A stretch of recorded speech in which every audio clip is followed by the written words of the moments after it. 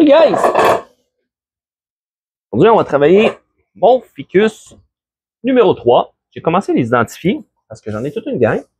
Ça va être plus facile aussi pour vous autres puis pour moi de les suivre. Donc, je vais pouvoir créer des listes de lecture comme j'ai déjà commencé. Donc, les listes de lecture à partir justement, exemple, ficus numéro 3.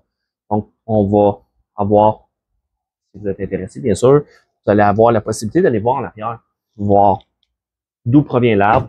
Donc, l'évolution de l'arbre avec le temps, les petites vidéos. Donc, c'est le but. C'est mon but aussi parce que je veux voir l'évolution de mes arbres au fil du temps. Donc, si ça vous tente de voir ça, vous allez pouvoir voir ça avec moi, partager ça.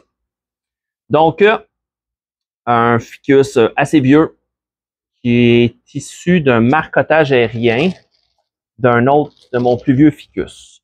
En fait, c'est un marcotage aérien. En fait, c'est que marcotage aérien et bouture, en fait, c'est comme ça ici. Vous voyez un petit peu, il y a des petites racines aériennes. Donc, j'ai des racines aériennes qui ont sorti comme ça. Puis, au partir du moment, j'ai déjà expliqué, quand ces racines-là, ils poussent, celle-là est vraiment sec. Celle-là, on voit ici quand il y a du blanc comme ça ici. Ça pousse un petit peu. J'ai des bons exemples.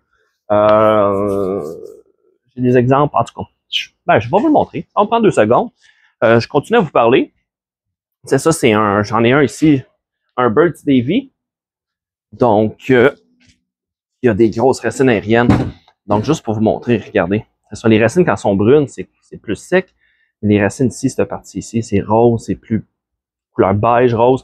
Donc, on voit qu'il y a une bonne croissance. Puis, à partir du moment où ces racines-là touchent au sol, là, ça l'explose. Là, ce que j'ai déjà expliqué, ça explose. Puis, je m'explique, c'est que la partie ici, là, à partir du moment où elle touche au sol, ben là, elle va siphonner. Elle va pomper l'humidité du sol, les nutriments, puis elle va acheminer ça directement. Comme si c'était un shortcut pour l'arbre. Celle-là ici, ça a poussé, c'était long de même, ça a déjà poussé d'à peu près 2 pouces et demi, 3 pouces. Donc, c'est un peu le même principe. Donc, quand ça se met à toucher au sol, ben, ça se met à pousser super vite. Donc, mais ceux-là, moi, dans ce cas-là, pour cet arbre-là, j'en ai pas besoin. Lui, je les laisse pousser parce que je veux un arbre un petit peu plus petit, puis je vais le couper, je vais garder la taille. Celui-là, ce qui est arrivé, c'est que j'ai laissé pousser sur mon autre arbre, une racine aérienne qui a vraiment poussé, puis qu'à un moment donné, j'ai perdu le contrôle simplement, puis il est devenu vraiment gros. Puis c'est la branche, la première branche de mon autre arbre, qui était vraiment dans le bas. Encore là, je vais vous le montrer. C'est plus facile à vous le montrer que d'expliquer. Donc, on est là pour ça. C'est facile d'accès maintenant. C'est pas comme quand j'étais dans mon sous-sol. Donc, regardez, c'est cet arbre-là ici. Lui qui est en arrière, c'était lui en avant. C'était la partie qui est ici. Qu'on voit pratiquement plus, juste ici.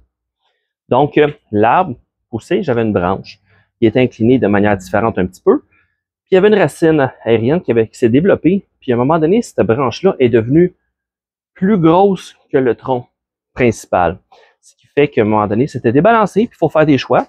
Donc, j'ai décidé de marcoter la partie ici, ainsi que défaire la partie des racines qui était justement qui était une racine aérienne. Donc, en prenant un peu de racine de lui, un peu de racine de la racine aérienne, je l'ai divisé, j'ai fait cet arbre-là ici. Et pour cacher la cicatrice, je vais ramener lui en place. Pour cacher la cicatrice, je l'ai installé sur des pierres. Donc, la partie qui est avec une cicatrice, on ne la voit pas. Elle est vraiment cachée en arrière-plan. Donc, je reviens.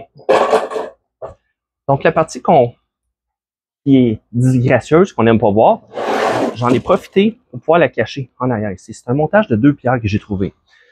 Donc, avec les années, ça l'a fusionné. J'ai regreffé des racines. J'ai fait fitter ça pour que ça fasse ensemble au complet, que ça soit tight. Donc, les racines avec les années, c'était vraiment lousse. Souvent, on va prendre le temps vraiment d'arranger comme il faut. Je n'ai pas fait ça dans ce cas-là. Je l'ai laissé aller de manière naturelle. C'est vraiment plus long. Je l'entends. Mais c'est comme ça. Puis aujourd'hui, ben, regardez, ça fait une grosse. On voit à peine, on la voit la pierre en arrière, mais c'est ça, c'est un montage sur roche. Ça englobe vraiment la roche. Donc, c'est pas mal ça. Donc, c'est issu d'une racine aérienne, simplement, qui a été collectée. Je l'ai enlevé, je l'ai mis dans le pot. Puis on a retravaillé cet arbre-là, qui aujourd'hui commence à être quand même pas pire. Hein? Donc, l'été passé ou l'hiver passé, j'ai fait des petites modifications dessus qui étaient débalancées. On voit encore la coupe, juste au niveau ici. Je disais en intérieur de peut-être 3 saisons là, que ça va être refermé. On le voit déjà, là, presque la moitié de la coupe a été refermée juste pendant l'hiver. L'important, c'est de laisser de la croissance. Vous voyez l'arbre, il est exactement pareil comme quand je l'ai rentré. Donc, j'ai rien fait. Je l'ai rentré à l'intérieur. Il a passé l'été comme ça. Même ici, on voit mon mastic qui est tombé. Donc, la job a été faite. Donc, tranquillement, pas vite, ça va se refermer. Donc là, moi, je veux le tailler. On va le ligaturer. C'est sûr que j'aimerais bien ça le laisser pousser pour faire partie de la cicatrice plus vite, mais je veux pas débalancer l'arbre non plus. Donc, on va tailler. On va ligaturer un petit peu. Peut-être pas au complet tant que ça, juste pour redresser. Si je peux, rendu à cette grosseur-là, je vais probablement aussi tailler assez sévèrement. Vous avez vu l'autre que je vous ai montré? On les taille sévère, il y a des belles nouvelles feuilles qui sortent. Donc, c'est mon but. On va tailler assez sévère. Ici, comme vous pouvez voir, j'ai des nouvelles branches qui ont sorti. Donc, je vais en profiter pour pouvoir les réutiliser parce qu'il manque des petites parties. Je suis toujours encore indécis. À toutes les fois, je vois cet arbre-là, savoir quelle face que j'utilise. Donc, la partie ici qui deviendrait la face, si j'ai des racines qui passent devant le tronc, c'est un peu plus disgracieux. Donc, c'est probablement plus cette face-là que j'utiliserais. Donc, c'est pas mal ça. Puis, les branches, quand ils poussent, au début, les nouveaux bourgeons, j'aime les laisser aller un peu. Parce que quand ils sont tout petits, des petits bourgeons verts, des petites tiges, c'est pas assez solide pour pouvoir faire un choix déjà dessus, à savoir lesquels que tu gardes. Donc, j'ai laissé tout ce qui a poussé ici. Là, j'en ai 3. Là, présentement, le bois s'est lignifié, il est rendu brun. Donc, je vais faire un choix, savoir laquelle que je garde. Parce que il manque. Imaginez ici, là, il manquait vraiment une branche. Donc, on va laisser une branche. Puis, donc, on va commencer à travailler un palier ici avec ces affaires-là. Puis, on va établir le reste. On va commencer à positionner les branches, redescendre. Puis, c'est pas mal ça. Donc, je vais commencer à travailler l'arbre avec vous autres. Je vais faire ça en hyperlapse. Puis, on va commencer par un petit nettoyage ici. J'ai des feuilles mortes. Je vais prendre mon petit... j'ai perdu mes petites pinces. Donc, on s'adapte. Un petit tournevis super mince. Ça va super bien sans face. Donc, t'enlèves toutes les petites mauvaises herbes dans le même. Ça me permet de tourner un petit peu alentour. Le fameux trèfle, l'oxalis. C'est difficile des fois à enlever. Alors, tu tournes un peu alentour, tu réussis à enlever le petit, la racine longue, je sais pas comment on appelle ça, là. Donc, pas un tubercule. Ouais, je pense que oui. Donc, c'est pas mal ça. Je vais faire le ménage. Je vais tailler. Puis, je vais ligaturer. Puis, je reviens à vous si je vois des choses au fur et à mesure. J'ai évolué ça au fur et à mesure. Donc, j'ai des choix à faire ici aussi. C'est trop grand. Donc, on va rapetisser, rapetisser, rapetisser. Puis, on va faire fitter ça dans le but d'avoir notre triangle. Puis, ici, la face, comme j'expliquais, est plus belle ici. Mais ça, ici, c'est moins beau. Donc, j'ai peut-être un peu de travail à ce niveau-là. Donc, des choix à faire. Donc, je fais ça avec vous autres.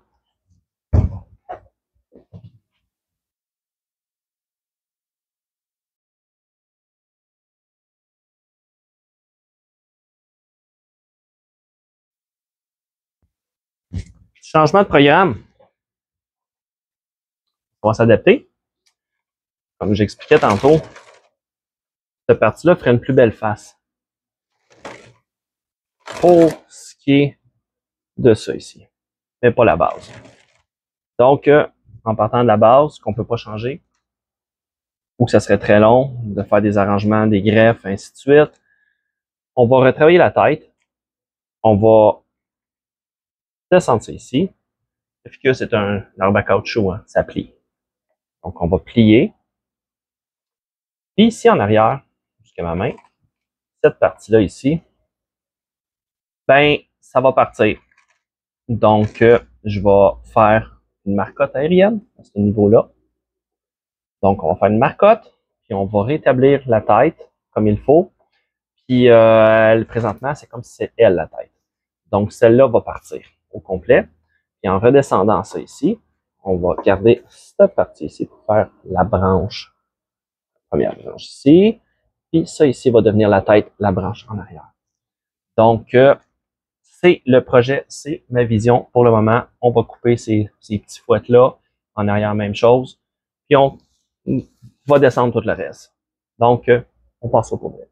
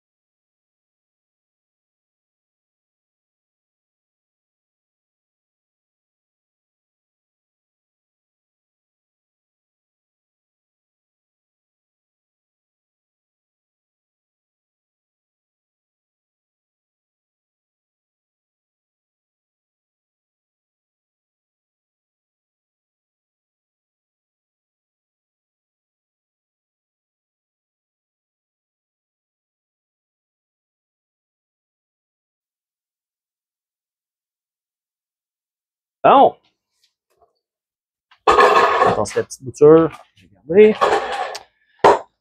Tout le monde sait que je fais plein de boutures. Donc, c'est pas mal ça le projet.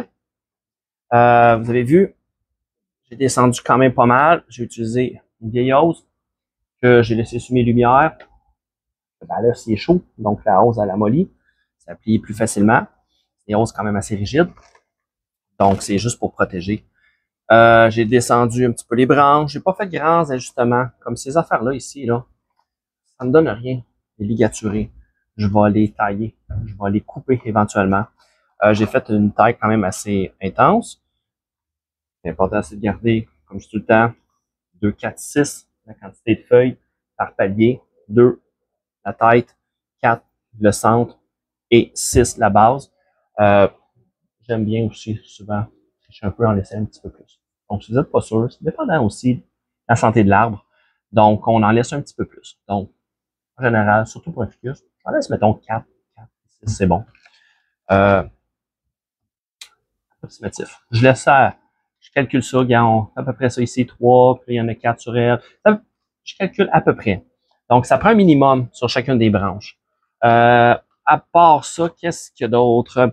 Ouais, comme j'expliquais, il y a des branches, je me bats pas trop avec ça. Des branches qui montent un peu, qui sont pas parfaitement positionnées.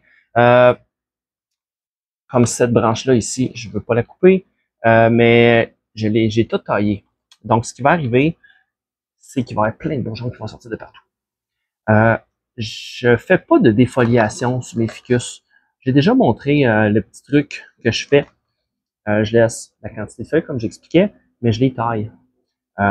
Puis vite, puis souvent, je vais les tailler. C'est pas parfait ici, mais parce que je me barre pas trop, parce que sinon je passerais ma vie à faire ça. Mais on peut juste les tailler, puis au lieu des tailler droits, on peut juste les tailler en pointe. Ça donne un peu l'impression que d'un coup d'œil, ça paraît un peu moins fou que si on les couperait juste la tête droite, comme ça, tu sais. Fait que ce que je fais, tu sais, je prends simplement, puis je le tourne entre mes doigts, puis je fais des bouquets comme ça. Donc ça ici, c'est pas une défoliation, c'est un peu moins drastique pour l'arbre. Je suis sûr de maintenir ma branche en vie quand je fais ça. Puis quand l'arbre est en santé, qu'il y a de l'engrais, des bons soins, l'arbre, il va bourgeonner de partout. Donc, ce qui va arriver, c'est que dans peut-être 3 semaines, approximatif, il va y avoir déjà des bourgeons qui vont sortir. Donc, je vais pouvoir commencer à éliminer juste à la main ceux que je veux pas. Parce qu'ils vont m'en sortir sur le bord du tronc. Sur le bord du tronc, en général, on les veut pas. Donc, on enlève ça, on pince ça, on enlève ça comme ça simplement. Puis, on garde ceux qui vont pousser aux endroits qu'on veut. Puis, éventuellement, je vais en avoir qui vont sortir plus près de la branche ici. Donc, même chose ici. Il manque, j'aurais pu la ligaturer, tout le kit. Il va y avoir des nouvelles branches. Puis, elle va sûrement y passer. Donc, on va faire des paliers un petit peu plus petits. Elle, ici, je la laisse un petit peu parce que c'est une branche plus petite. Donc, j'ai laissé un bourgeon. Tu as différentes façons de tailler. En général, j'ai souvent expliqué la façon de tailler 4-4-6 ou 2-4-6 pour les feuilles, comme j'expliquais avant. Mais aussi, idéalement, quand on fait ça, on vient staller la croissance. Donc, on vient la ralentir. Si on peut, le best, c'est sûr, quand tu as une branche comme ça ici, puis qu'il y a juste des feuilles, ben, tu n'as pas le choix. Faut que tu coupes, tu n'as pas de nouvel embranchement, de nouvelles petites branches. Dans ce cas-là, ici, si vous regardez, j'en avais un autre qui poussait. Donc, je vais couper, puis je garde toujours une tête en pleine croissance avec un bourgeon apical qui est en plein développement. Donc, c'est là qui est la force, puis ça se développe vraiment plus vite comme ça. Donc, si vous avez le choix, exemple, vous avez, je sais pas, au moins une branche comme ça, puis vous voulez réduire, vous coupez, mais gardez une branche intacte. Vous coupez juste les feuilles, mais vous gardez le bourgeon ici, c'est là qui est le développement au minimum. Ou si vous voulez garder si vous ne gardez pas tout au complet, vous allez réduire puis essayer de garder tout le temps le dernier embranchement. Puis souvent, ce qui va arriver, c'est ça, il va y avoir des bourgeons dormants qui sont entre les feuilles, comme ça ici. Fait que si tu coupes ici, ben, le nouveau bourgeon, vu que tu enlèves la force, là, la branche ici apicale, ben, on va avoir quand même un développement ici, un tire-sève fort qui va permettre d'avoir un nouveau bourgeon en arrière. Donc, c'est pas mal ça. Là, je l'ai plié pas mal, vous voyez. Ça l'a craqué juste ici. Pas grave. Ficus, cette grosseur-là, c'est vraiment pas grave. C'est juste qu'il faut faire attention. Il a craqué. Il a été où ce que je voulais. Il a rapetissé en même temps. Puis vous voyez la shape qu'il va avoir. On va juste tricher en descendant ça. Donc, vous voyez quand même, ça commence à être intéressant. Donc, j'ai fait une marcotte en arrière. C'est pour ça, le petit truc que j'ai montré. Vous avez vu une guenille passée. Ça permet de voir, visualiser. Probablement, vous le savez déjà tout. Mais bon, pour ceux qui ne le savent pas, vous pouvez simplement appliquer comme on dit, une vieille guenille. Ça vient cacher, puis ça vient permettre de mieux visualiser. Donc, des fois, pour ceux qui ont un peu plus de misère à visualiser ou qu'est-ce qu'ils veulent faire avec leur arbre, puis voir le produit que ça va donner à la fin, vous pouvez simplement juste cacher le feuillage, puis ça vous donne une idée de ce que l'arbre va ressembler. Donc, c'est un petit truc. On peut aussi l'utiliser. Je l'ai souvent mentionné, mais je le fais pas souvent. Je devrais englober justement les racines avant de tailler. Je le fais jamais. Je suis le premier à blâmer, mais ça me donne juste plus de job. C'est pas grave, mais t'englobes tes racines, tu tailles, après ça, toutes les feuilles qui tombent, t'enlèves la guenille, puis that's it, t'as plus à nettoyer. Puis là, qu'est-ce que je voulais vous montrer peut-être? Ouais, c'est pas mal ça pour le projet ici. Je vais le déplacer. Je vais enlever ma guenille. Puis, je vais vous montrer, quand je disais à peu près en 3 semaines, je vais aller rechercher mon arbre que je vous ai montré tantôt, qui est l'arbre principal dont cet arbre-là revient. Donc, je reviens 2 petites secondes. Donc, vous allez voir, quand je dis que ça sort de partout, les bourgeons, c'est vraiment le cas. J'ai fait cet arbre-là, je l'ai taillé, puis il y a des bourgeons de partout. Je crois que pour éviter du bruit, je vais juste les échanger de table tournante. Ça va être plus pratique. Donc, et voilà.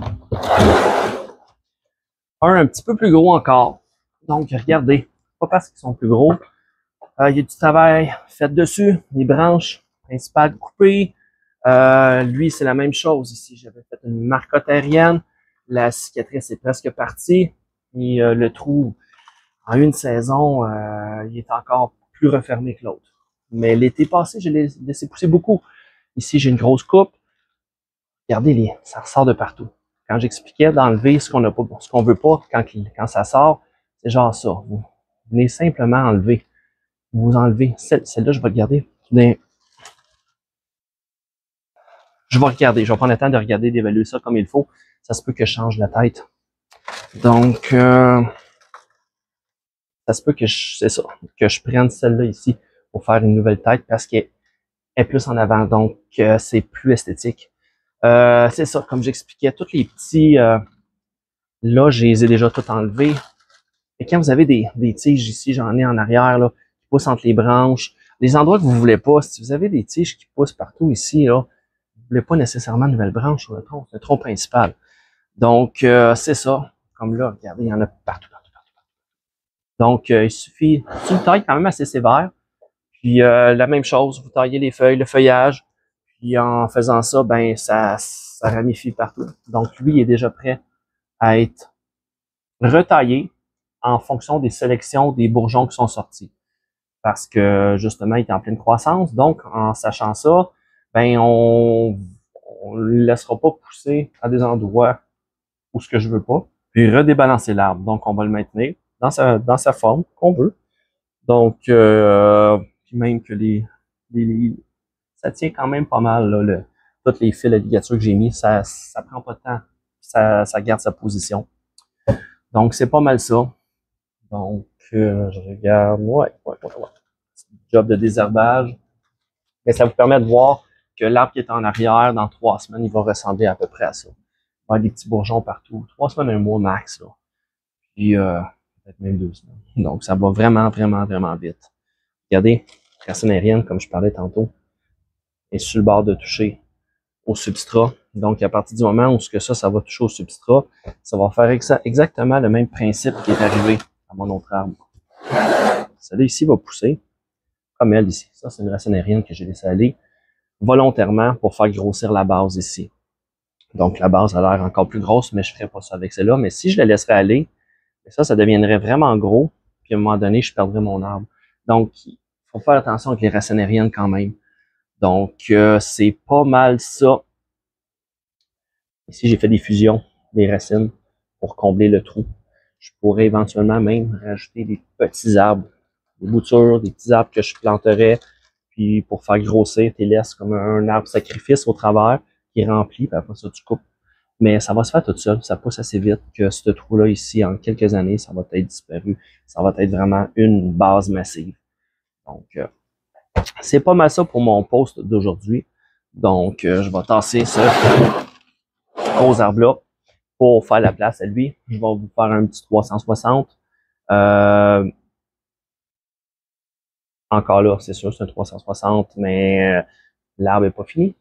Donc, gardez en tête que la grosse branche qui est là, c'est simplement une marcotte. Donc, vous êtes capable de visualiser quand même le produit final. Donc, vous allez voir qu'est-ce que l'arbre va avoir l'air. Puis dans 3 semaines, c'est aussi. 3 semaines, la marcotte va être prise. Probablement maximum 1 mois. Donc, la marcotte va être sevrée, enlevée de l'arbre. Donc, prochaine taille, la marcotte va avoir été sevrée, coupée. Donc, on va voir le produit final. Donc, sur ce, ben, je vous souhaite une bonne. Si vous avez des questions comme d'habitude, non, thumbs up si vous aimez ça. Passez-en une bonne. Bye bye.